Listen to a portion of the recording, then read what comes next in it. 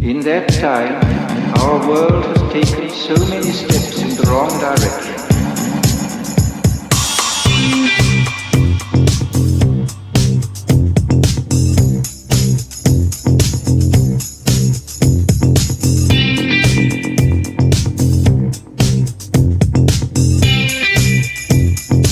In the negative utopia, science, technology, social organization, dehumanization. In the negative utopia, science, technology, social organization.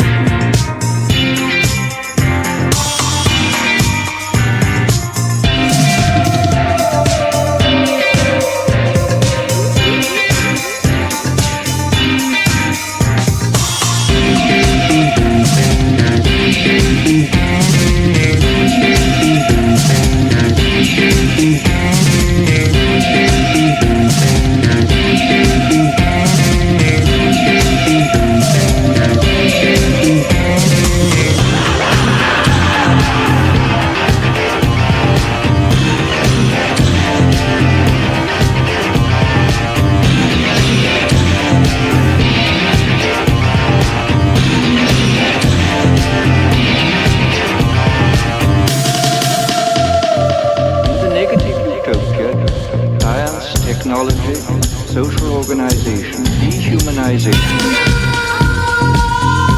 The Leo Zagami Show, our weekly appointment in the English language.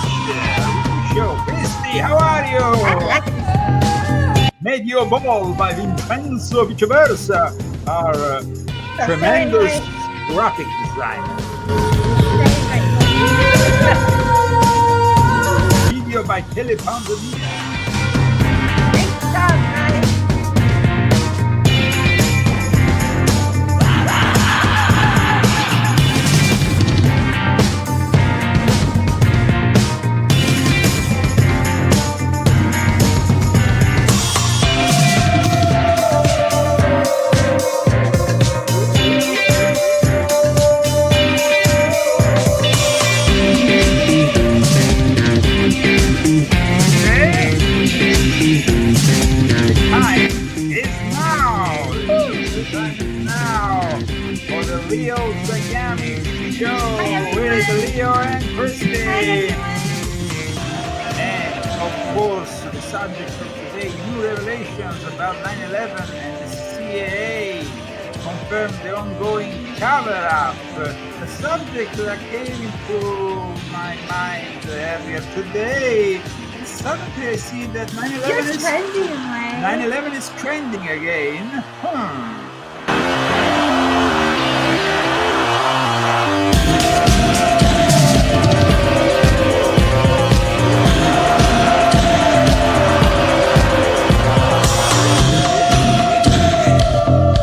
Utopia, technology, social organization.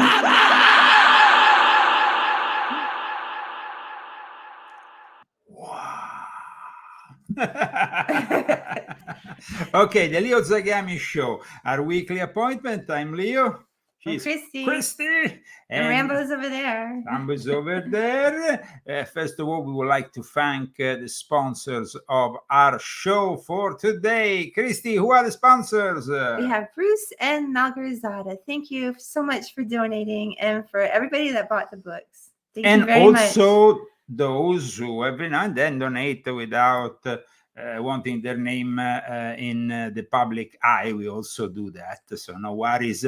To donate and to support our show, you can do it both anonymously or publicly. That's happening with GoFundMe, because we are no longer on PayPal, but you can use GoFundMe still, I think, even with PayPal. So let me put GoFundMe here on top of the screen, and we have also Cash App. You can find the link at leozagami.com, where you can also find my latest articles. So here we go with the Leo Zagami Show. After thanking our sponsors, we usually like to... Oh yeah, we have the applause. The applause! And because we're only a couple of people here in the studio, we make it larger than life with this applause.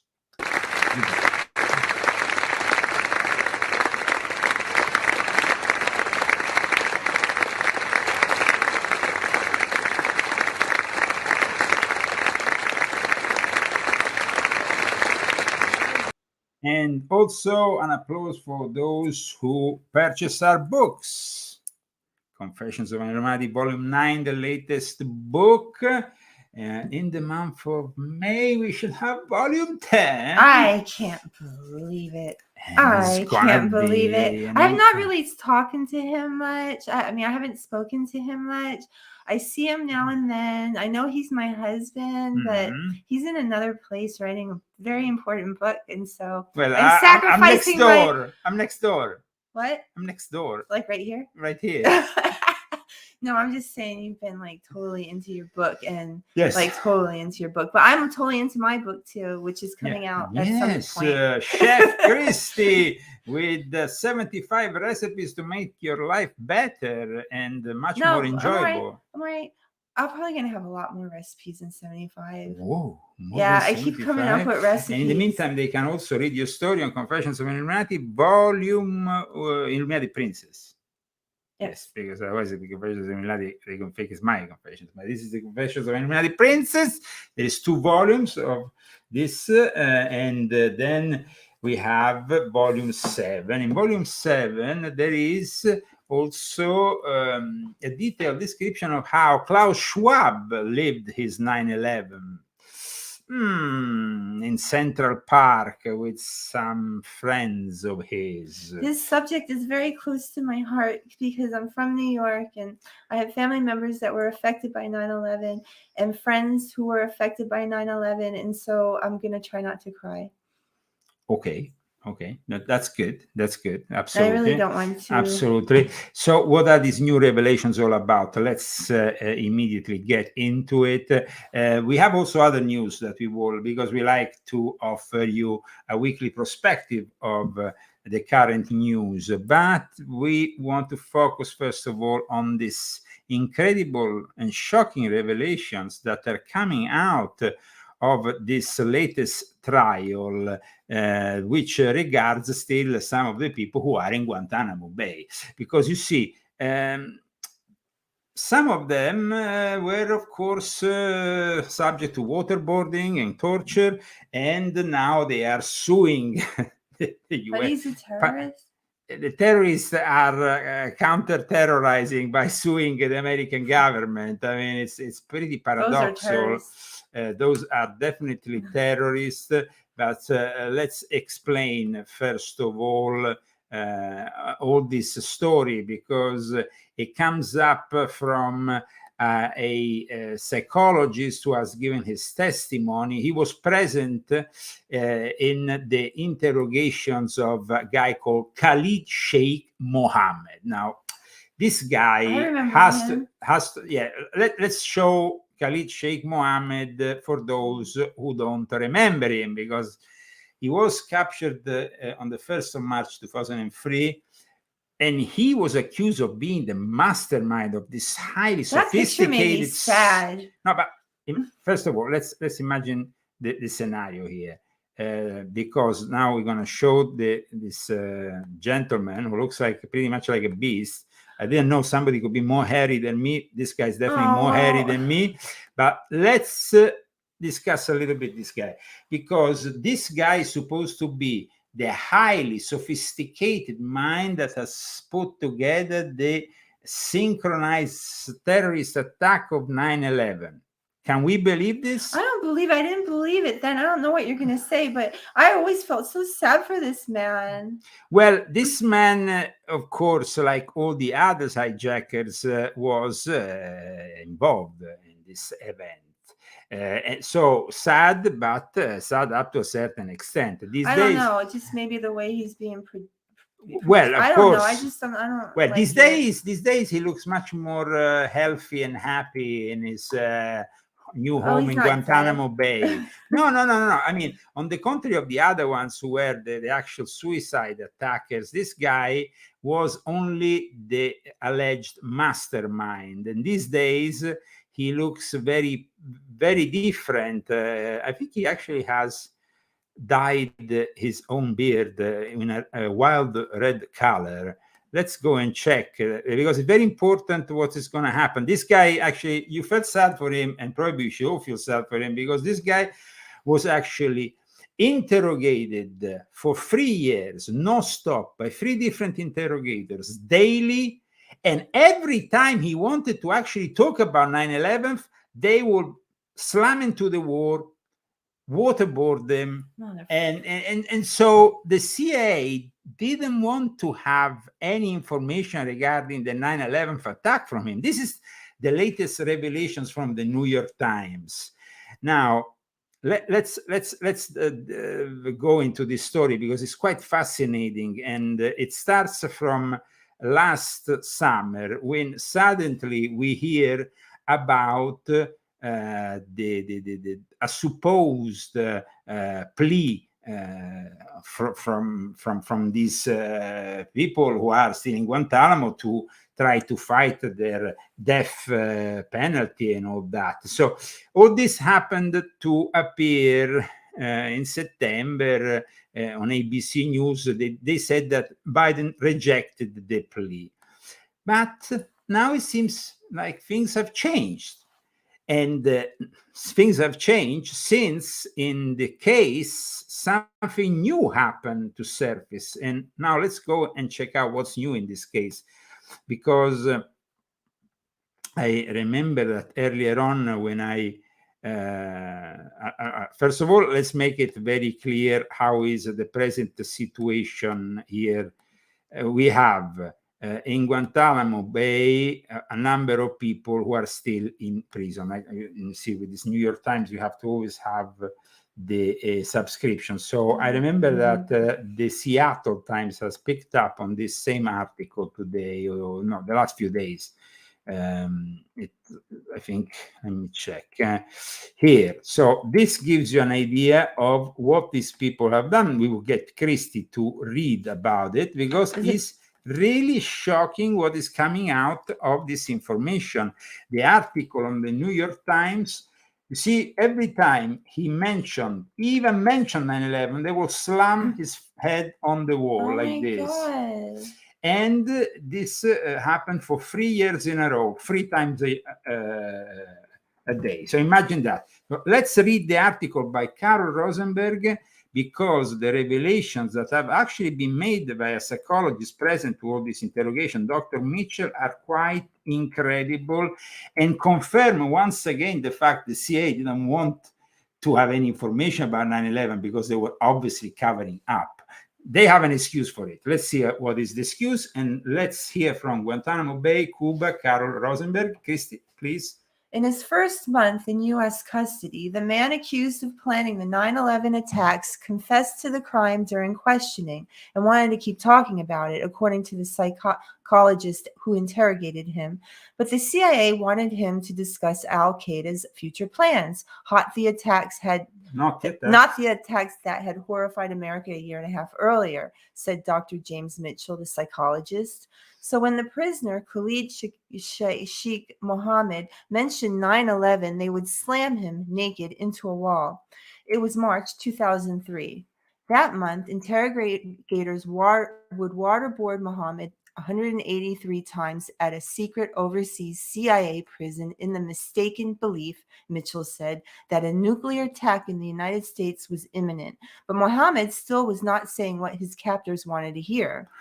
Just a second. He spent 3 years into various CIA prisons before being extradited at Guantanamo. And in those 3 years, he was subject to all this. So, we walled him, Mitchell said Monday, explaining that he and his colleagues had rammed their prisoner backward into a wall to punish him because they feared he was talking about 9/11 to distract them from another looming crime. This is what the CIA, of course, is saying. Yeah, so let's.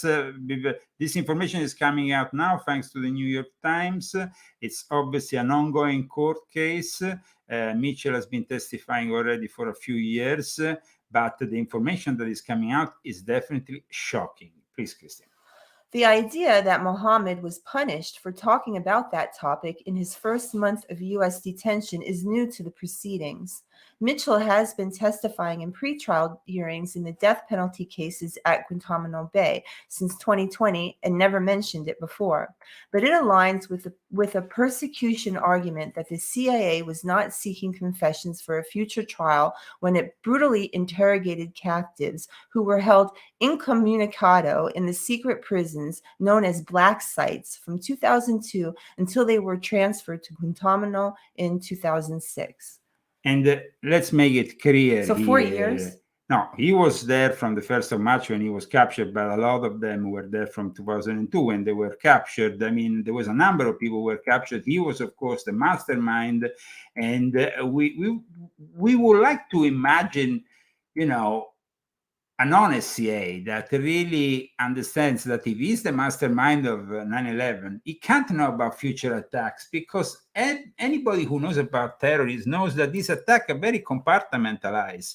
So, for example, Mohammed Hatta, who was the guy who set up the operation and directed it and died during the whole operation, of course, he had been instructed first in Egypt, then in Germany. He was invited to go to Afghanistan. He met with Osama bin Laden, who already back then said to Mohammed Atta that there will be planned attacks by planes. Now, we are led to believe that this guy is the ultimate mastermind of it all. Of course, the fact that now we have these new elements coming out is kind of disturbing, because please go on with the article. Like I said, written and published a few days ago on the New York Times, picked up also by the Seattle Times, where we have these incredible revelations that nobody's talking about. That they nobody, weren't until today. And today everybody's talking about 9/11. Suddenly, not everybody, but some of my colleagues.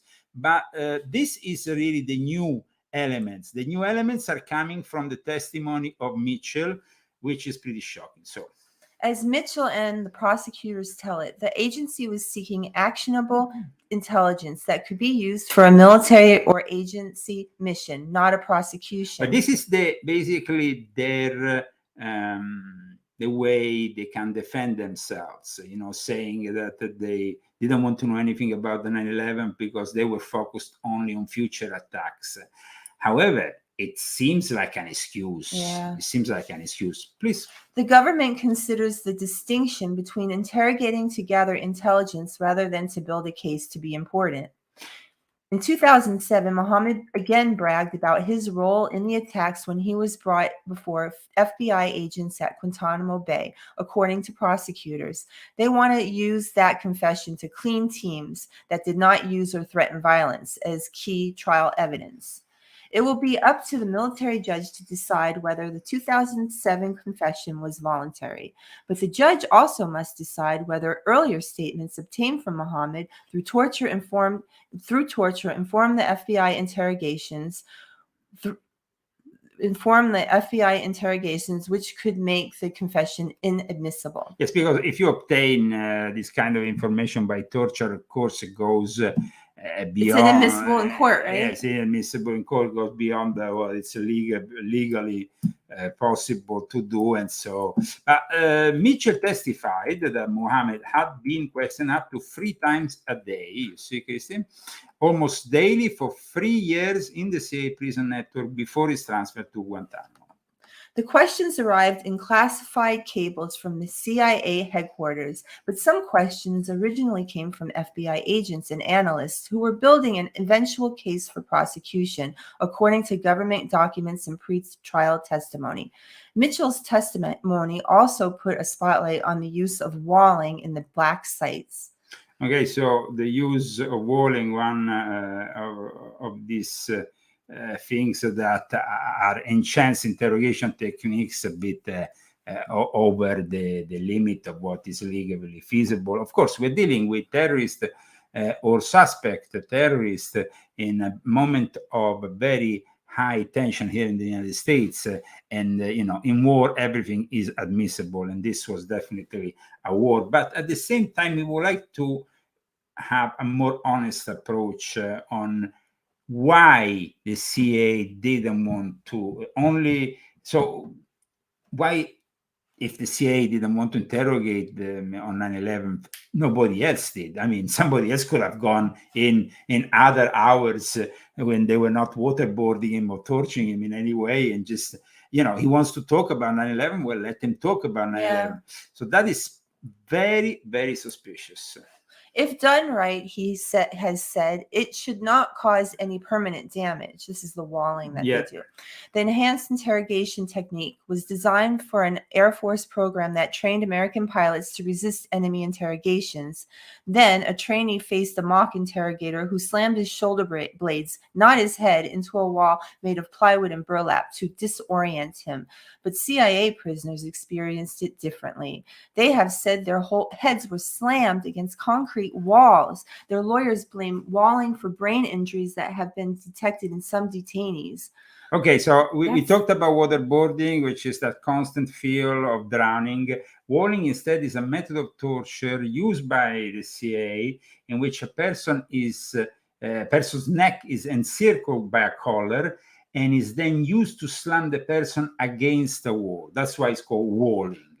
So there is this, of course, like I said, these are techniques that doesn't seem like a technique to me. That seems like it's like torture. Straight up torture. I mean, it's torture. It's the torture. I mean, you could kill somebody with one slam. I know, but I mean, this happened in the past in history. We would. They're not God. They can't do that. We wouldn't have liked to have this happen in America. Unfortunately, it happened, and this is why now. I think that the liberals, the Democrats, are also trying to repair in their woke way, which is not any better. So let's move forward with the article. Okay. They have said their heads were slammed against concrete walls. Their lawyers blame walling for brain injuries that have been detected in some detainees. Those being walled were seen as the enemy. Terrorism suspects were held naked, hooded, and systematically deprived of sleep. They were being conditioned, in Mitchell's wording, to give up al-Qaeda's secrets about sleeper cells, future plots, and how to find Osama bin Laden. In 2020, Mitchell testified that 3 interrogators took turns walling Muhammad so that they would not become tired and make a mistake. Mitchell wrote in his 2016 memoirs that he and his team used walling in combination with sleep deprivation as part of a gradual conditioning process after, in Mitchell's assessment, waterboarding failed to elicit the desired response from Muhammad. One of his interrogator partners, Dr. John Bruce Jessen, put a rolled-up towel that was held together with duct tape around the naked prisoner's neck and pulled him forward. Muhammad refused to help us stop operations inside the United States, he wrote, so Jessen bounces him off the walling wall several times. I repeat, the method here is not what we are trying to criticize, even if it's, of course, barbaric. We are trying here to understand why, out of all this, they didn't get the actual guy in question to tell us more about 9/11 and what happened on that day and how the synchronized attacks took place and they were coordinated and everything that happened and who was really behind it. Now, the CIA didn't want to hear that. The CIA didn't want to hear that, and every time there was a mention of 9/11, it seems that it got worse for this guy. So, I mean, Mitchell said that the walling and waterboarding ended a month into Muhammad's detention, but that he continued answering questions for his next 1,250 days in the black sites where prisoners only had contact with CIA staff. So this is what happened. Constantly interrogated for 3 years. And then we have, aside from Muhammad's condition, the fact that despite here Mitchell's testimony about institutional disinterest, somebody in the black site captured what Muhammad had said about the 9/11 attacks. So somebody heard him say it. Yeah, somebody. This week, Muhammad defense lawyer showed the judge CIA cables from March 2003 with information about the plot that was attributed to Muhammad and that had been circulated in the intelligence community, including the FBI. So why did the CIA not want to hear him? I repeat, their excuse is that they were there to do another job, but nobody did their job because we would like to know more still now about what happened. And Khalid Sheikh Mohammed is a very interesting figure. I mean, this guy had 50 different pseudonyms. He was known by his initial KSM. He was the former head of propaganda for Al-Qaeda. He was basically a member of the pan-Islamist terrorist organization of Salafi descent, because this is all elements that come from okay, with Osama bin Laden is clearly Wahhabi, and Wahhabi is really the emanation of Salafism of the worst kinds. Now, problem is here, why the alternative media in particular is not discussing so much these revelations now, today. It seems to me quite clear that today, aside from everything that is going on in the Middle East now, nobody wants to go back to 9/11 because, and I want to make it very clear here, there is a lot of platforms that are giving space to anti-Semitic rants. Anti-Semitic means, it's not like, a lot of people said that the truth movement had anti-Semitic elements in it, the 9/11 truth movement. But that's not really the case, because I was in it from the very start, and I can tell everybody clearly that there was simply people saying, okay, it's maybe the Zionists, then of course, when they understood things better, they inserted the Sabbatean Frankist element, but there was never a reference to the Jewish people at whole, all the Jewish people. Nowadays, there is really, I mean, I was just doing an interview the other day, and the guy said, the Jewish people. I said, the Jewish people? I mean, how can you generalize and in a way that is anti-Semitic, reminiscent of the worst Nazi behavior? So we need to be very clear here. People say, oh, but 9/11 was an inside job, so the Muslims were the victims. No, stop. That is not what's going on here. We need to have a very much more clear understanding, first of all, of Islam, of how Al-Qaeda came into being, then ISIS, and of course, even before that, and Hamas at the end of the 80s, even if Al-Qaeda, of course, manifested already from the Mujahideen war with the Soviet Union, and it was supported by the CIA. Al-Qaeda was a CIA creation, just like all these terrorist groups are CIA or British intelligence creations. They are the creation of Western intelligence agencies that never really wanted any peace in the Middle East or any part of the Muslim world. So let's really understand how we got to this point here. And I wanted to really explain a little bit better to people this whole thing, because, of course, currently we have Khalid Sheikh Mohammed and the revelations surrounding him. And of course, we see that the CIA didn't really want to know the truth. But where did 9/11 was? See, when people say 9/11 is an inside job, okay. This is a connection between the Knights Templars, the Illuminati, and the extremist jihadist that goes back 1,000 years, first of all. Just to let you know, when the Knights Templars were in charge of the Middle East, they knew exactly that the only way they could survive there, after they came into being in Jerusalem, that's where they formally put themselves together as Knights Templars, they were fighting the Sunni caliphate, and they needed allies, and so they allied themselves and they used the Ashashin, the Nizari, the Shiites against the Sunnis. They played the opposing factions of Islam already back then, and at the same time the Nizari Ashashins were professional assassins that were also working on commission, just like the people from Al-Qaeda, just like the people from ISIS, just like the people from Hamas. These are mercenaries. This is something that people need to understand. So then at one point, somebody will tell me, but does moderate Islam exist?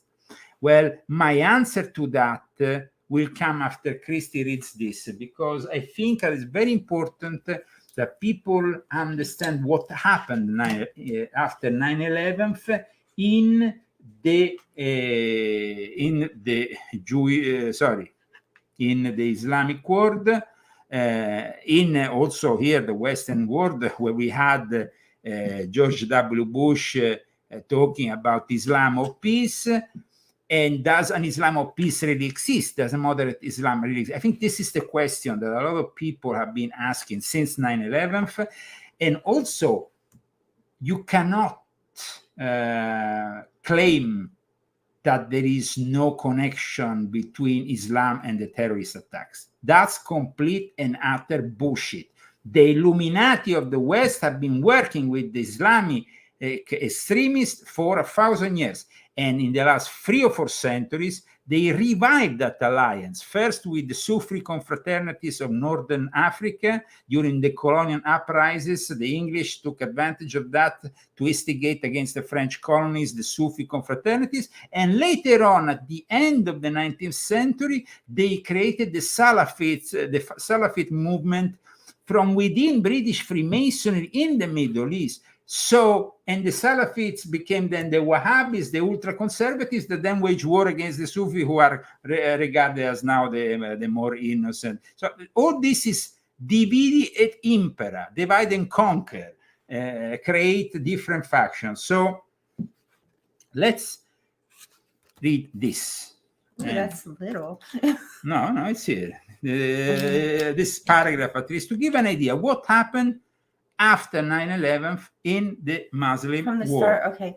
As for Muslims all across the world, the number who celebrated wildly was not small and included not just Palestinians and other Arab So Muslims. first of all, they were celebrating, okay? Wake up a second, guys, because this is very important for all of you nowadays who, I don't know how it happened. Suddenly, the alternative media is basically reasoning like the MSNBC or these leftist libtard mainstream channels that like to blame everything on Israel and, of course, portray the innocence of Hamas that never existed. They are criminals. They are absolute criminals, and they are the same mercenaries that killed almost 3,000 people. And when I say mercenary, this needs to be clear. Mercenaries means that, of course, there was an inside job and there were people directing it from here, because the father of George Bush was an ancient and accepted right Scottish Freemason. When you reach the 30th degree, you reach the mysteries of the Ashashins, and you know about this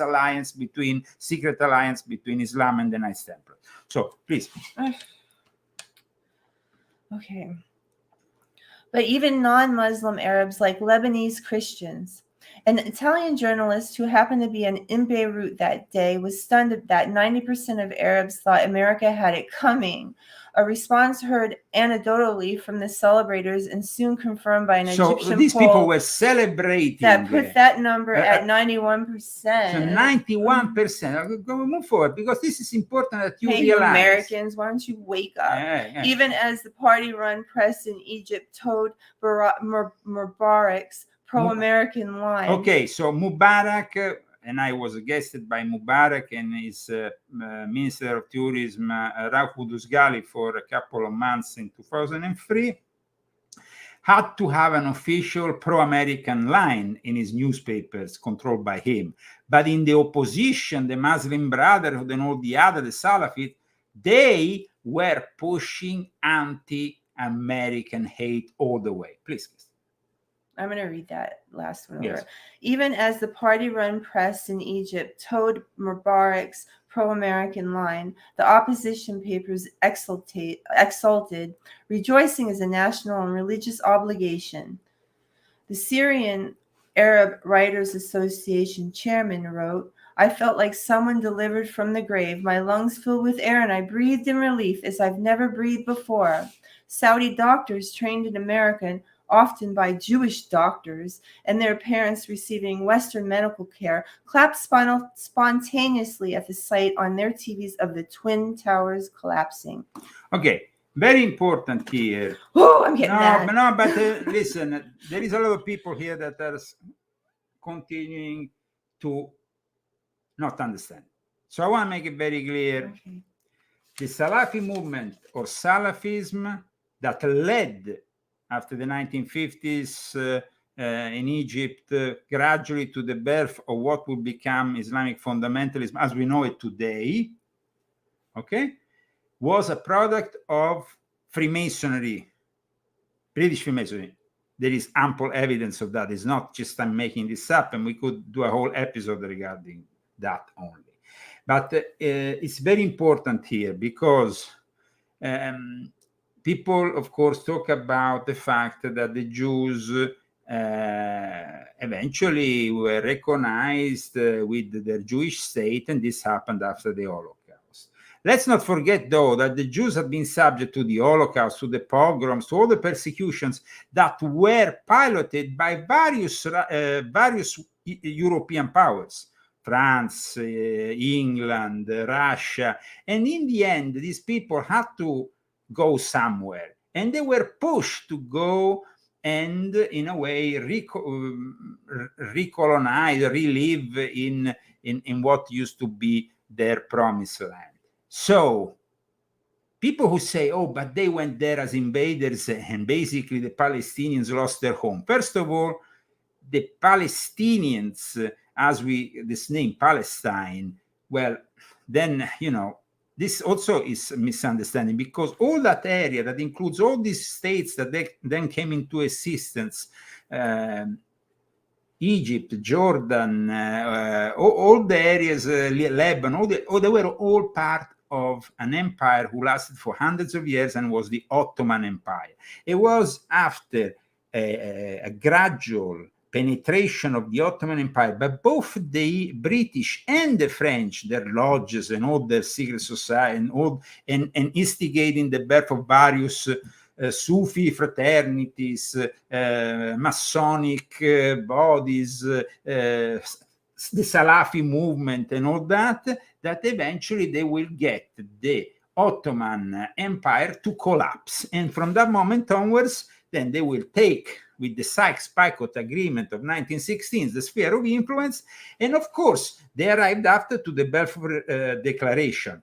Now, all this happened because behind the scenes, though, in countries like France and England, there was a Sabbatean Frankist. So let's keep that in mind always here. And there were people who, within Islam, worked within these Masonic lodges and collaborated and basically sold out whatever was their ethics or their morals. They didn't have any. That is a big problem here. Also another thing regarding, of course, the jihadism, the fact that pacifism in Islam, it's a bit a controversial topic because the Hadith, the Quran, the Hadiths and the Quran permit a war if it's justified. And almost all the time we find in Islam these lunatics who create their own sects, their own confraternities, their own branches of Islam out of thin air. And of course, they push for the more extremist interpretation. So peace in Islam has never really existed, as well as moderate Islam, because if moderate Islam is the big organizations of today, like Fethullah Gulen or other similar organizations around the world of Sunni Muslims that claim also a link with Sufism, because Sufism is very trendy amongst the New Ages and amongst the people of the Western world who think of them as more peaceful, which is a completely erroneous interpretation.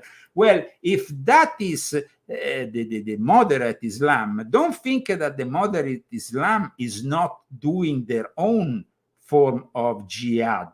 That is even more insidious because, and here, of course, I made an example. The Gule movement has millions of adherents and is one of the biggest networks, Muslim networks in the world, but there is also other ones from Pakistan, from other parts of the world who have their own agenda and have millions of, and they claim to be moderate. That is the thing. They claim to be moderate. But in reality, for example, the Gule movement, which I personally had something to do with, they are trying to infiltrate NASA.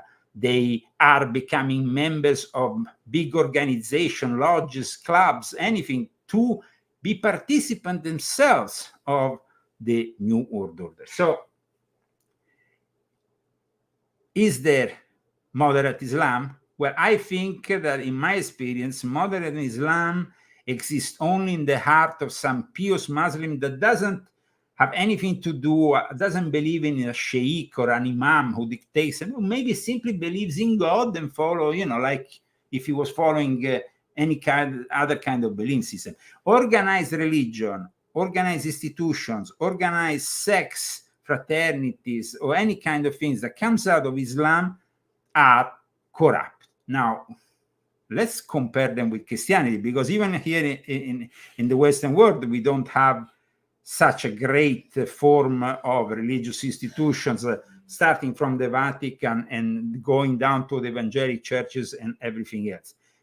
The problem, though, with Islam is that their interpretation leads to violence, religious violence, something that is not contemplated in Christianity in the same way. So that is why, yes, potentially there could be some pious Muslims that could eventually be moderate, but the majority of Muslims today, unfortunately, are not. And this is a reality that we here in the West, where they're coming more and more Muslims. Remember, guys, we are dealing with 6 million Muslims here in the US that are currently US citizens. You can't really talk about these people as people to westernize. They already have a US passport. You should have thought about it before. So it's about coexisting, but it's also about understanding their limits, and not being naive. Because if we are naive, then that's it. We will have other 9/11s. We will have the possibility that some of them infiltrate institutions. And let's not forget that most of these Muslim organizations, they are constantly working hand in hand with one party, the Democratic Party. The Democratic Party, guys. So it's not like the Republican Party, when it came to Gulen, they wanted to send him back to Turkey to be judged after the coup of 2016. Trump tried, Flynn tried, Rudy Giuliani advised Trump to, in 2017, to send him back. Nothing, because the CIA and the woke element in the CIA, the same people who didn't want to know the truth from the guy from Al-Qaeda. There is a deep state, there is a military industrial complex that is protected by this deep state. And we have to be honest about the fact that they are completely corrupt. So let's move on with the perception that the Muslims had after 9/11, because we need to wake up. Okay. Okay, I was just seeing where I was. Yes. Okay.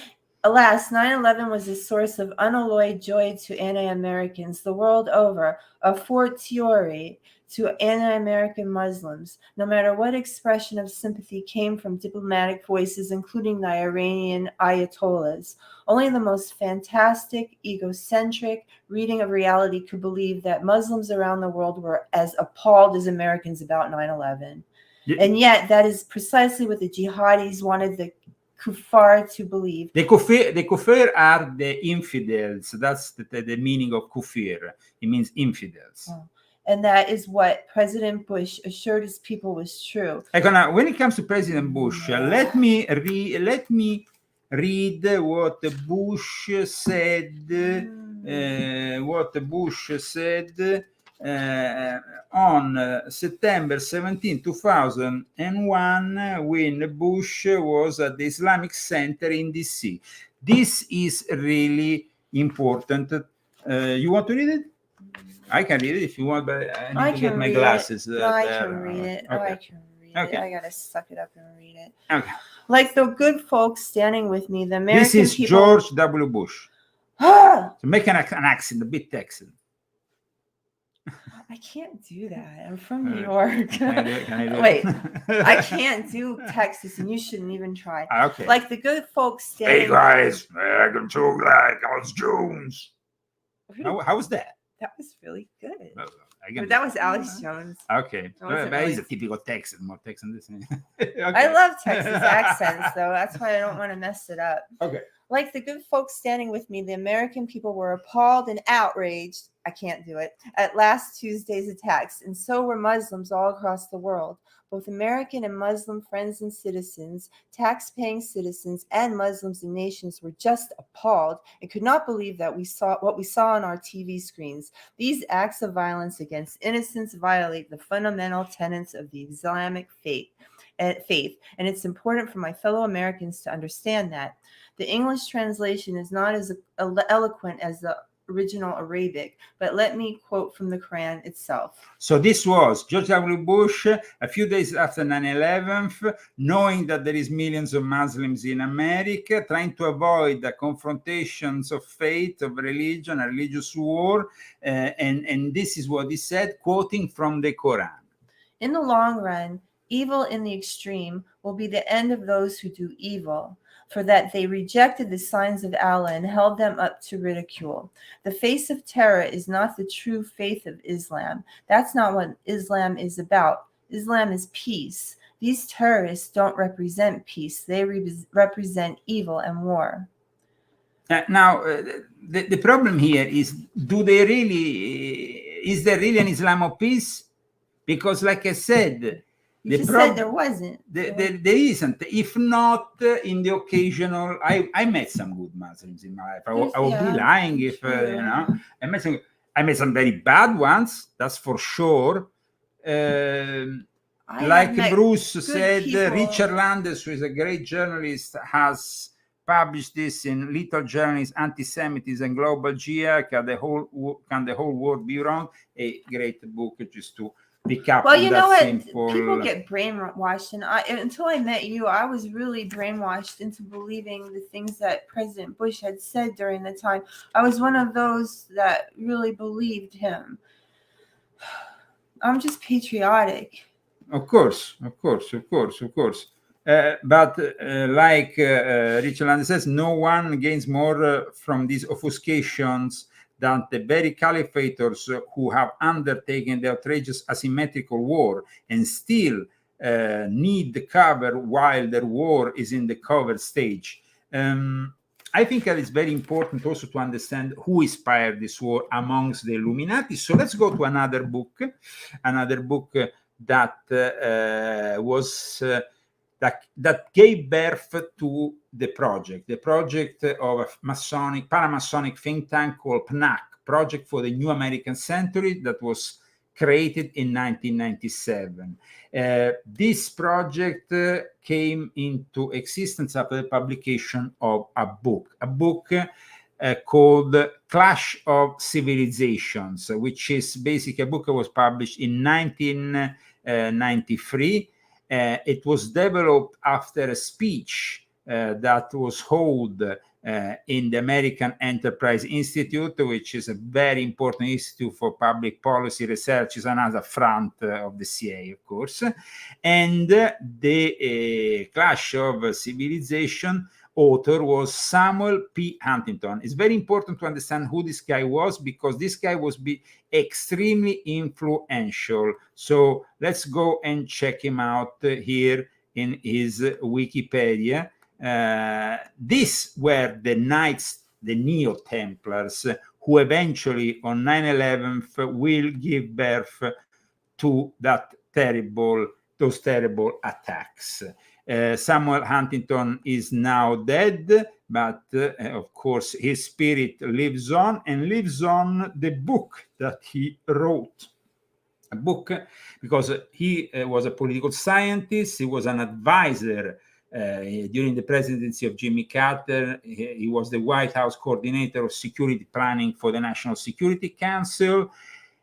And eventually he will bring his theories to this book, The Clash of Civilization, which basically was, what are we going to do now that the Cold War is finished in a post-Cold War New World Order?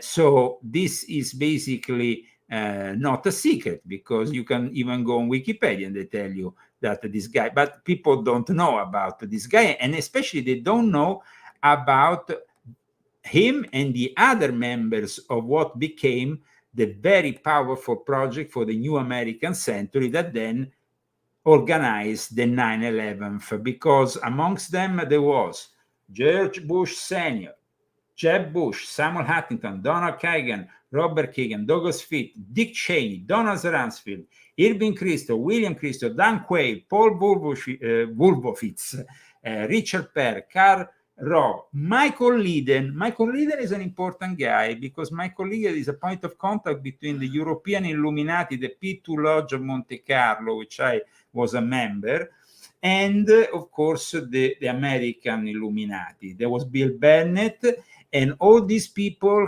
they were kind to constitute a lodge that some say was then later on called Hathor Pentalpha. So these people, they picked up on what was presented to them in this book. So let's go and check this book that influenced the birth of such a powerful, organization within the Illuminati that eventually will influence. But guys, remember, if there wasn't that part of the Muslim world that was pushed and will collaborate actively and become the mercenaries of these evil people, they will not have been. So there is not one, you can't blame only the people on this side of the world and not the people on the other side of the world. It's very important. So okay, this is not I want to say something that will shock you today. This was not an inside job. This was an inside out job. Meaning it was an inside job, but it was also an outside job. The interests were both on the Wahhabi side, Saudi Arabia, as the pockets of George Bush and his family of crooks, all dealing with oil, just like the Bin Laden family. And they were all happily united by business, money. The Clash of Civilizations, though, inspired all this, because the Clash of Civilization explained how we're going to bring these people to fight in a new millennium in which the ideologies of communism, fascism have kind of faded out. And the answer came when, in this book by Samuel P. Huntington, we have the explanation. So here it goes. In the summer of 1993, Foreign Affairs published an article entitled The Clash of Civilization by Samuel Huntington. That was the moment this kind of thing started to evolve into then becoming a book. No article, according to the editors of that distinguished journal, had generated more discussion since George Kennan's article on containment in the 1940s. Now, Mr. Huntington expands on his article, explores further the issues he raised then, and develops many new penetrating and controversial analyses. So, this is important to understand what's going to happen. Today, in the post-Cold War era, no? The critical distinctions between people are not primarily ideological or economic, they are cultural. World politics is being reconfigured along cultural lines with new patterns of conflict and cooperation replacing those of the Cold War. This book, it's really the start for these people. Then they created their organization, and then in the year 2000, 1 year exactly before, in September 2000, 1 year before 9/11, they published their plan. So we have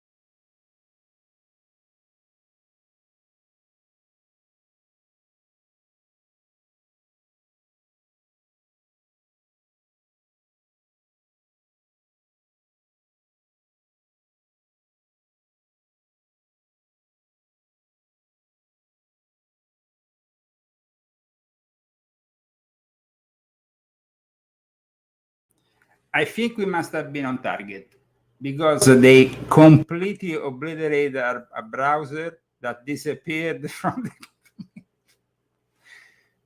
I know. I want to apologize with our viewers. but what happened here was definitely not regular. Sabotage. It was sabotage. So regardless of what is your So idea, you're saying the truth, man. You're saying the truth. Everybody, open your ears. Okay, so let's go back to where we were, to the plan that was made published 1 year exactly before the unleashing of their 9/11 mass ritual, because that was really what it was. It was a mass ritual, and rebuilding also, of course, the American interest abroad after the end of the Cold War. So let's see here, of course. Sorry if I'm a little bit, I mean, that was really something never happened. I don't know. I mean, really. I hope that we can stay online. So, rebuilding Americans' defense strategy for forces and resources for a new century. A report, the project for the new American century, September 2000. So this is the report. Establishing, so here they say, established in the spring of 1997, the project for the new American Center is a non-profit education organization whose goal is to promote American global leadership. This, and you have here, so here it says, as the 20th century draws to close, the United States stands at the world's most preeminent power. Having led the West to victory in the Cold War, America faces an opportunity and a challenge. Does the United States have the vision to build upon the achievement of the past decades? Does the United States have the resolve to shape a new century favorable to American principles and interests? This was basically what was produced from that. You see that the book inspired all these people. They came together, they founded this organization, and after they published basically their plan, and everything went like on until eventually the world will be suddenly shocked and will be discovered, the myth of Osama bin Laden in a cave somewhere in Afghanistan, conspiring and basically bending down the American mighty force with this. I mean, it was just like, it's very Hollywood. I mean, if you think about it, the whole show, it was a show. It was a sad event. And it wasn't definitely a show. It wasn't just a show. People I know, died. But it was, I mean, all those New Yorkers, all those people but it died. was presented to the world as a But show. innocent people died. So. Unfortunately. And these are the people who obviously are to blame. I mean, if you want to find, and the organization was then dissolved. I think the whole project ceased to function in 2006. It was replaced by a new think tank named the Foreign Policy Initiative, that nowadays deal with the war in Ukraine. And so nowadays we have the Foreign Policy Initiative, which basically works with all these various residuals of the neocon. And the Foreign Policy Initiative advocated for the troop surge in the Afghanistan war. In 2017, it was announced Foreign Policy Initiative would shut down its operations. So then they stopped during the Trump era. But the project for the new American century that developed right at the heart of the neocon establishment was criticized by Bill Clinton, of course, who played a very ambiguous role. But it was filled by all these people who, for a long time, of course, were the protagonists of American politics, right in the period which led to 9/11. So this is basically the organization, the think tank, the structure that in some way built all that. Nowadays, the post 9/11 is to be found in the Great Reset of Klaus Schwab. But of course, all this it's also has inspired in the Islamic world terrible things like what happened on the 7th of October. Now, the 7th of October is partly an inside job, just like 9/11. There were people obviously within the Israeli establishment that shut an eye and let it happen. And of course, this is terrible, just like 9/11. But it happens because those people, that deep state within Israel, is those Sabbatian Frankists, are just as bad as the deep state that we have over here in America. There is too many compromises that unfortunately happen when you are dealing with the military industrial complex. The fact that a guy, though, like this is trying to tell us the truth, and the CIA doesn't want to hear that truth because the CIA knows the truth. So the CIA, I'm not saying the whole of the CIA or the whole of the FBI, but these institutions have demonstrated in recent years to be in the hands of the woke, corrupt network that wants to destroy the very fabric of America. Because you see, we have a big problem. We have the fact that these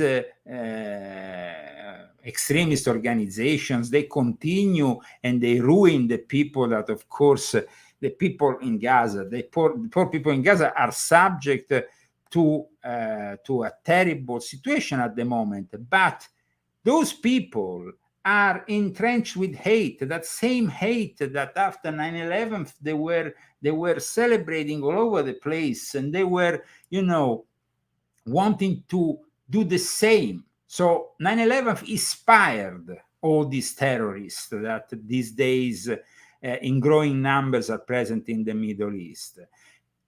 Islam is more and more entrenched with hate and anti-Semitism. And this is the world is full of hate. The world is full of hate. We see that now the war, of course, in the Middle East is creating situations like the Houthi rebels, who are themselves with the excuse, because the Houthis, do you think that a group of people in Yemen, where there's poverty that you can't even imagine, because on the contrary of the other surrounding states, they don't have oil or great resources, so they are constantly poor. They are Shia, so of course they are not like the Wahhabis, the Sunni. They treat them bad because they are Shia. And so do you think that these people are spending all this time and resources to fight against the ships that pass in the Red Sea, like this one? They sank this British ship that they hit 2 weeks ago. Now it's sunk. Here the images of this British ship that was hit. But do you think that these people have really an ideological interest? They are simply mercenaries. People have to stop thinking of Al-Qaeda, ISIS, Houthis, Hamas, Hezbollah, and all these terrorists as organizations moved by some kind of ideology. They are moved by a brainwashing ideology, of course, that it's cultivated within the Muslim world, but it was activated originally here in the West, and it was then cultivated there, of course, grown up there.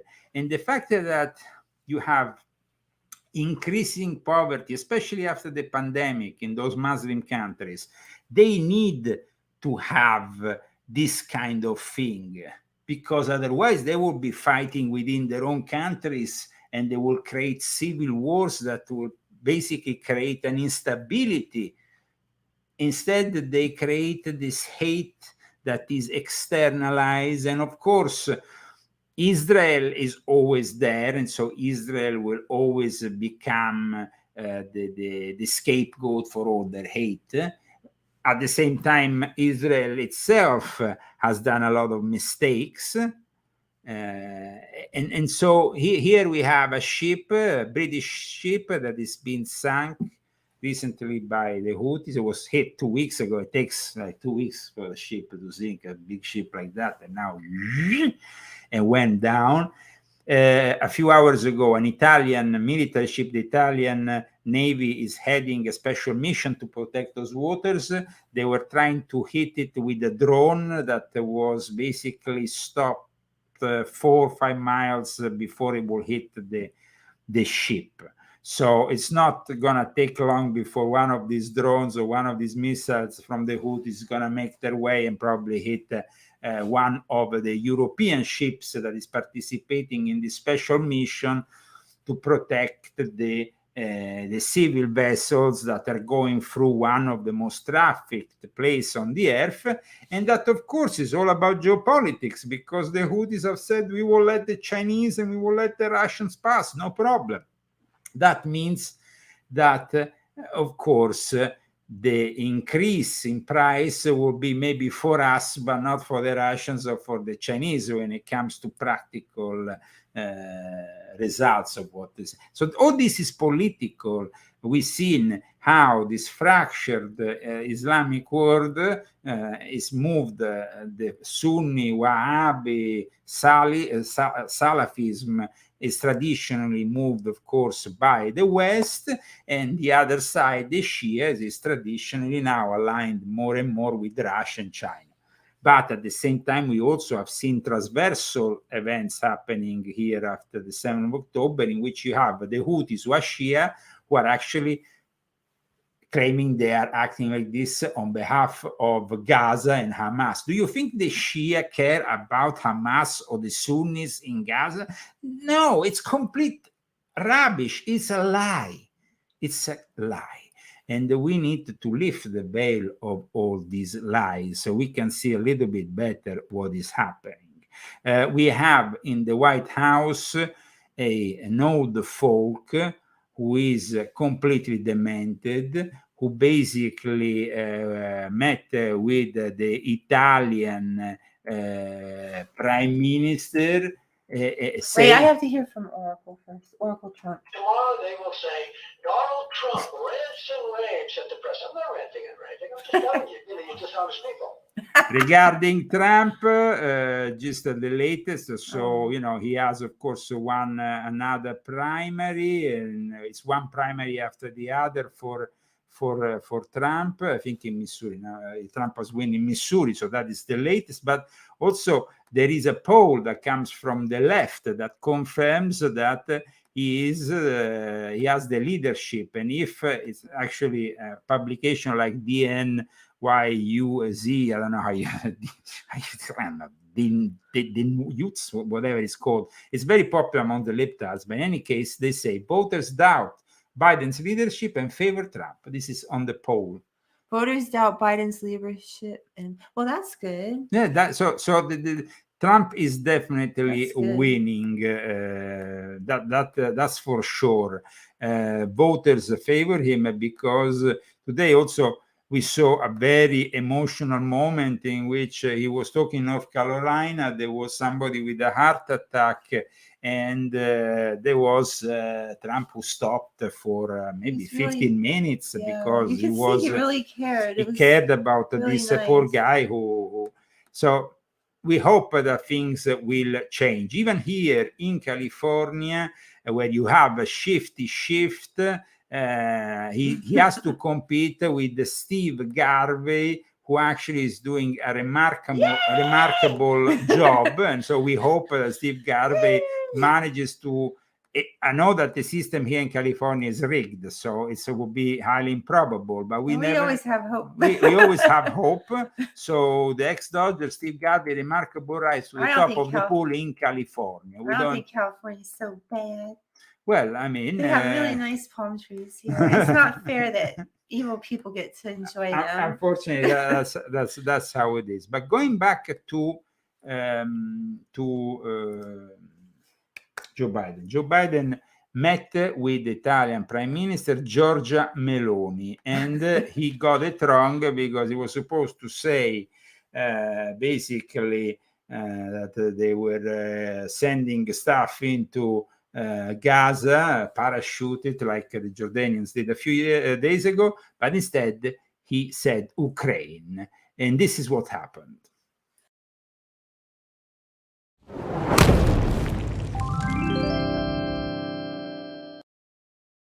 In the coming days, we're going to join with our friends in Jordan and others in providing airdrops of additional food and supplies into Ukraine, and seek to continue to open up other avenues into Ukraine, including the possibility of a Marine corridor to deliver large amounts of humanitarian assistance. In addition, when the president said we were airdropping to Ukraine twice, he meant Gaza, correct? He just misspoke. He was referring to Gaza. They're really showing themselves to do really well.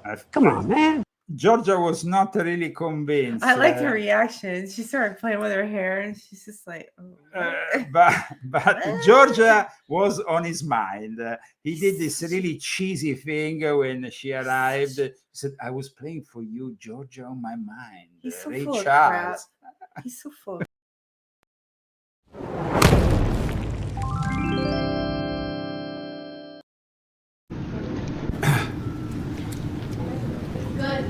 everyone in? Yes, sir. Well, Prime Minister Maloney, thank you for being here again. And I have to admit to you, as she walked in the door, we're good friends, and I played Ray Charles, Georgia, as she walked in the door. Now, most of you don't know Ray Charles, Georgia, but anyway. Most of you don't know. I think everybody in the world knows this song. No, but I think that was. I think he had that whole scenario in his head, and he thought it was real. You but think it's he really didn't not. play it? I don't think so. He played it in his head. I think he played it in his head. Well, that's possible. He Absolutely. doesn't have his shit together enough to play a song. I mean, he just doesn't. He ain't no DJ. Thank you all very much. Mr. President, was your mind made up by the tragedy of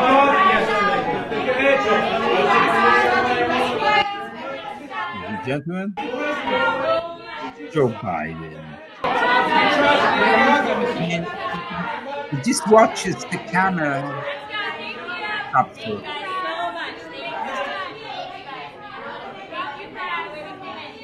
When will we have a ceasefire, Mr. President? When do you expect a ceasefire, Mr. President? Can you tell us when you might expect a ceasefire, Mr. President?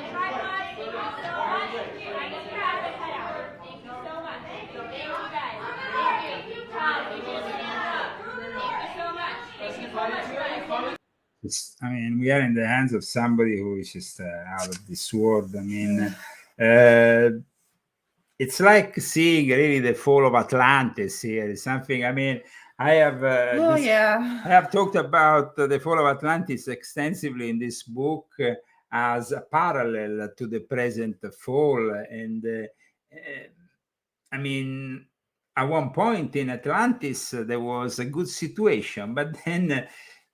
When they didn't respect the god, there were a number of gods, but of course they had, I think it was Poseidon. They all thought they were a god. Well, but they were also, they were in the golden age, let's say, of Atlantis, they also worship a specific god. And when they went against that, they started to have a lot of problems. And of course, we are in a situation here in which technology can be used to our advantage, but also for our fall. Now, in the last few days, there was a lot of talk about the AI Gemini, this new AI created by Google, which failed completely to the test because it started to put out, images of black Nazi soldiers and crazy stuff like that. At this point, a lot of people have actually asked for the head, meaning, of course, Sundar Pichai, who is the CEO, to be replaced. I think that this woke extremism that manifested through the programming of this AI, who suddenly will make the whole world woke, it went a little bit over the top. So even Yahoo and the Wrap published an article talking about the crisis of Google that it's like you go woke, you go broke, and that's what it's all about. Then you have Newsom, who is basically in another controversy because he helped his friend from Panera. Panera is a chain we have. I don't know if you have it in other parts of the US, but we have it. There's about 20 restaurants. No, it's not. It's like a cafe. What is it? How you would describe it? A cafe. It's like, I don't know. You can get a sandwich But there it or is- fresh bread. It's okay, like they it is do a chain. bread. It is a chain. But because it's the friend of Newsom, and here all the the cost of the fast food is gonna basically bankrupt most fast food chains soon. That will have to bring the prices up because And who's the going to want minimal to eat fast food when you can go to a regular restaurant? the minimum So- wage is gonna destroy them. But he avoids Panera because Panera has an excuse. They bake bread, and with the baking of the bread, they get out of the fast food. of the fast food thing. That's such bullshit. So, I mean, Newsom is a corrupt individual. I hope the scandal can stop any further ideas he might have in his head to consider maybe a candidacy for the presidency of the United States in 2028. He has already ruined California. We don't want him to ruin the rest of America. Let's also not forget that a couple of those terrorists, 9/11, they came to Southern California. I mean, it seemed like this was a very friendly place in any case. But that's what's happening with Newsom. Instead, regarding the last few weeks, there's been a lot of talk about bunkers for millionaires and all that. Now there is also another talk, a talk about gold rush, meaning that a lot of rich people like Mark Zuckerberg, amongst millionaires, are doomsday prepping by hoarding gold as selection and sell outages spark end of times fear. Now, it might for some people be an exaggeration, but guys, there is a real fear that this civilization will end. This week there was, of course, the speech delivered to the Duma, the yearly speech of Vladimir Putin, that was very much reminding us of his nuclear arsenal, and so this is, of course, increasing the strategy of tension. Trump, once again, today in North Carolina, talked about the fact that when he's in office, all this will cease, all these tensions. But also in the last 24 hours, the head of BlackRock, which is an important organization, he came up with also saying we need to simply recognize the Donbass region as Russia. We need to recognize the territories that Russia is presently occupying and then move on, because otherwise, as this civilization, sorry, not, I mean, I said Blackwater, sorry. Blackwater, which is a mercenary organization, was very much involved in the Middle East, in Iraq, in places. But this article I find very interesting because it explains to us that the crisis at the moment, of course, it's all connected, the Middle East, what's happening in Ukraine. Often Ukraine has been caught selling their weapons to Hamas and other terrorists.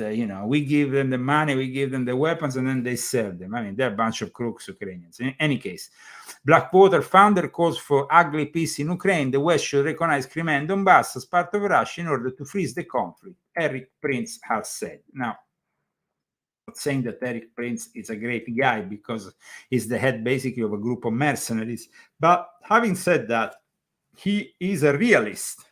So he's simply saying what it's clear to everybody. We can't continue with this war without losing more and more. But of course, it fits in the clash of civilizations. It fits in a necessity of America to still be a protagonist when it comes down to the Democratic Party and the neocons, because nowadays the Republican Party doesn't have neocons anymore. We have seen how Nikki Haley has been completely obliterated. Mhm. We saw this week how Mitch McConnell announced he's leaving in November, just in time for Trump's election, his position as a leader of the GOP and in the Senate. He's not going to completely leave, but he's going to leave his leader position he kept for over 20 years. This because the Republican Party has been able to purge completely that neocon element which was responsible for 9/11. Yay. So today we are here discussing the new revelations. Get rid of the neocons. Get rid of all of them. No, but nowadays the neocon basically are simply without really. I mean, you don't need to be a scientist to understand that people like Nikki Haley, Mitch McConnell are the minority of a party that has changed and that doesn't want to reflect the policies of George Soros, that is financing instead the Democratic Party to continue in this never-ending clash of civilizations, because the clash of civilizations that was described by Huntington was a specific one regarding he was a political scientist, but he didn't only talk about the roots of the Muslim rage or the Islamic. In his overview that Huntington began, he discusses diverse theories about the nature of global politics in the post-Cold War period, and basically it's about not only the Muslim world, but also the Orthodox world. He talked about the fact that the former Soviet Union, excluding the Baltic states, most of Central Asia, Azerbaijan, the former Yugoslavia, and all this fall under the Orthodox Church, and that Orthodox Church will be in conflict with the rest of the West. That's why they then infiltrated and managed to bring within the realms of their Masonic lodges people like the Patriarch of Constantinople or the Patriarch there in Romania. And then, of course, they didn't manage to bring the Patriarch of Moscow, who instead is leading with Putin a breakup from this view. But it still fits within the clash of civilizations. So it's not only the Muslim world. The Western civilization also had problems, and in the post-Cold War, Samuel P. Huntington was basically working and saying things that still, after all these years, I think about it, how many years have gone by since 1993? It's like really, I mean, 35 years. It's incredible. So, 30, no, how many years? 30 years? 31 years? Don't ask me, I'm bad enough. Just say. So what Huntington said, and it's something that I would like Christy to read before the end of this show, is kind of illuminating. It is my hypothesis that the fundamental source of conflict in this new world will not be primarily ideological or primarily economic. The great division among humankind and the dominating source of conflict will be cultural. Nation states will remain the most powerful actors in world affairs, but the principal conflicts of global politics will occur between nations and groups of different civilizations. The clash of civilization will dominate global politics. The fault lines between civilizations will be the battle lines of the future. And this is what is still happening today. It's manifesting fully today in 2024, but it's been manifesting since the 90s. Just imagine of all the conflicts that in the Balkans, everything that happened in the Balkans. Then after the Balkans, there was the Balkanization of the Middle East. So there was a further conflict that was brought over there. Then we had, of course, the instability of the so-called Arab Springs and all that BS. That was I think Sorry? Bosnia was in the 90s. Yeah, no, that was the Balkan, the Balkans, and all the instability that followed the division, the fall of Yugoslavia. There used to be one nation, and then divided in Bosnia, Serbia, and all the fights that were between them, and all the rest. That, of course, were part of this clash of civilization. Today, Serbia, that initially was seen as maybe a candidate for Europe, but after having been bombarded brutally by Bill Clinton, who had to cover up his blowjobs at the White House under the Oval Desk with Monica Lewinsky, then what happened was that now Serbia is actually in the hands of Russia. It's basically more close to Russia and China than it is to the rest of the West, to the Western world, Europe and America. And this is a bad mistake that was done, but it is part of this whole plan here. For example, now we have, and this is of course the last news of the day, but it was also very important, the fact that Transnistria, which is a breakup part of Moldova, which is not part yet of Europe, and could be easily invaded by Russia, because there's already stationed since the Cold War a few thousand soldiers there with their own depots of weapons, and the majority of the population there is of Russian descent. And it seems like Moldova, like I already predicted right at the beginning of the war, and you can go on leozagami.com for that, will be the next battleground. So it seems you're like always right. It seems like that. Regarding instead Georgia, she went also to visit that communist of Justin Trudeau in the communist country of Canada. And she asked him, because now she's the head of the G7, she asked him and said, well, if you come to Puy in June, there will be this meeting of all these people from the G7, which is now the losing side of the world order, as the BRICS is with Russia and China is becoming the most popular organization. The G7 seems a little bit, but this is what she said to Trudeau, who seems really, I mean, I don't know, this guy is becoming more effeminate by the minute.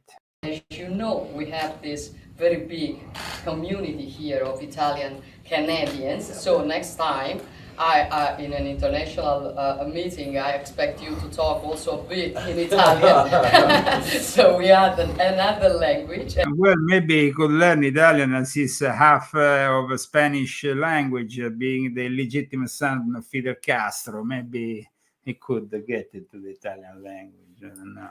It's similar to Spanish. I'm sure he knows Spanish, so maybe he will not take. Regarding instead what is happening in the last few hours, of course, this war is fought on the shoulders of the poor people of this planet. But remember, guys, that these are, of course, scenes that we don't like to see. The fact that desperate people are basically flown from, from the air, the food and other stuff. But this is actually a good way to avoid that food that was going in with the trucks go directly in the hands of the terrorists like Hamas. At least we know that some people will maybe get this food and will use it to eat. It's a terrible humanitarian crisis, though it's also their making, because when you are educating the children to become a terrorist and to hate from a young age your neighbor who is Israeli, who is Jew, who is Christian, well, that is what you get. I mean, we really need to understand what I said today regarding 9/11. It is an inside-out job, just like Hamas, like Al-Qaeda, like ISIS, and you can't blame them only on the Middle Eastern people, the Islamic people, but neither you can blame them only on the Western people, because if this deal is a deal that has been ongoing for centuries, And there is people who are okay with it. And unfortunately, these corrupt people all over the place. When I went into the Middle East and I saw these rich people who, of course, send their sons, their granddaughters to the best schools in Europe, in America.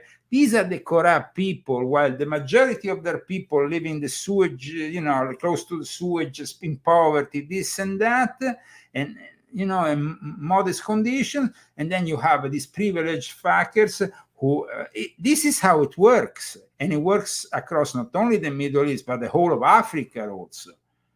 So why do they let this happen?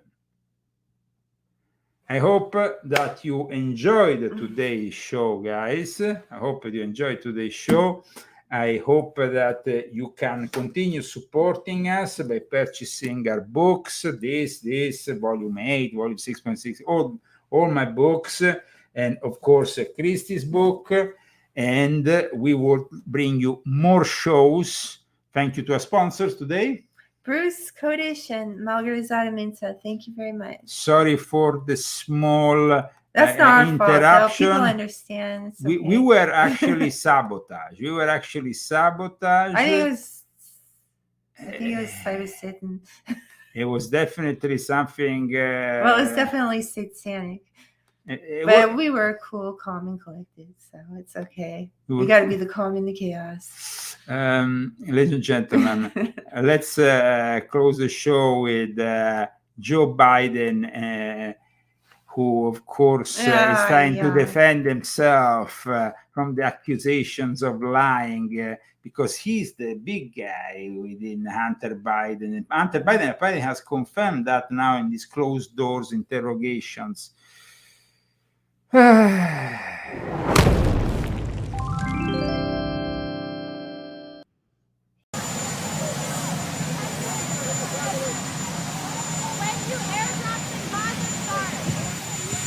Speaker Johnson has accused you of lying repeatedly about your interactions with your son and brother's business partners. What's your response to him? Don't read the record of every single witness. These guys got to stop this. But you did interact with their partners. I did not interact with their partners. You didn't have dinner or lunch or coffee? Speaker Johnson has accused you of lying repeatedly about your interactions with your son and brother's business partners. What's your response to him? Don't read the record of every single witness. These guys got to stop this. But you did interact with their partners. I did not interact with their partners. You didn't have dinner or lunch or coffee? I did not interact with their partners.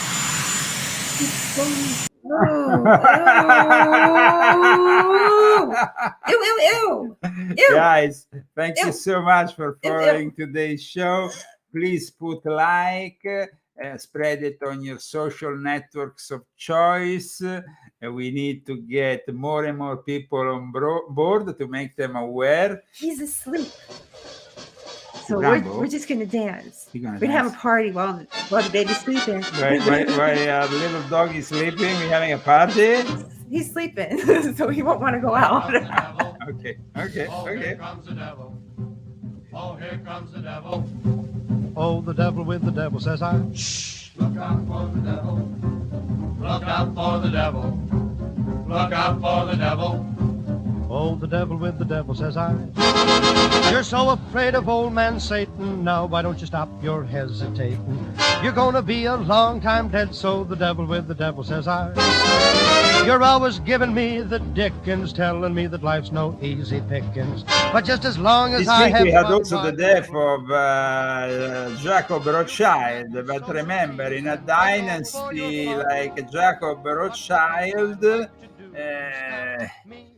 once you have one guy dying, you have the next one. Let's remember that the Rothschild family represents Sabbatean Frankist heresy. Okay, can we do this song now?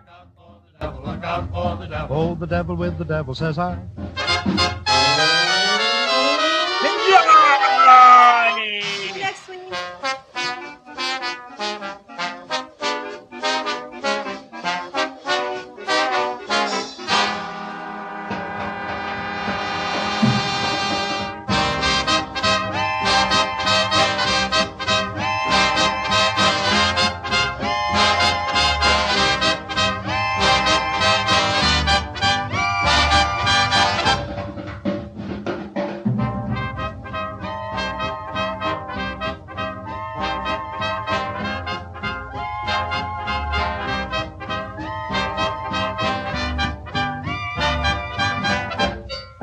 those who are interested in knowing more about the Rothschild family, I would suggest volume 8 of my Confessions.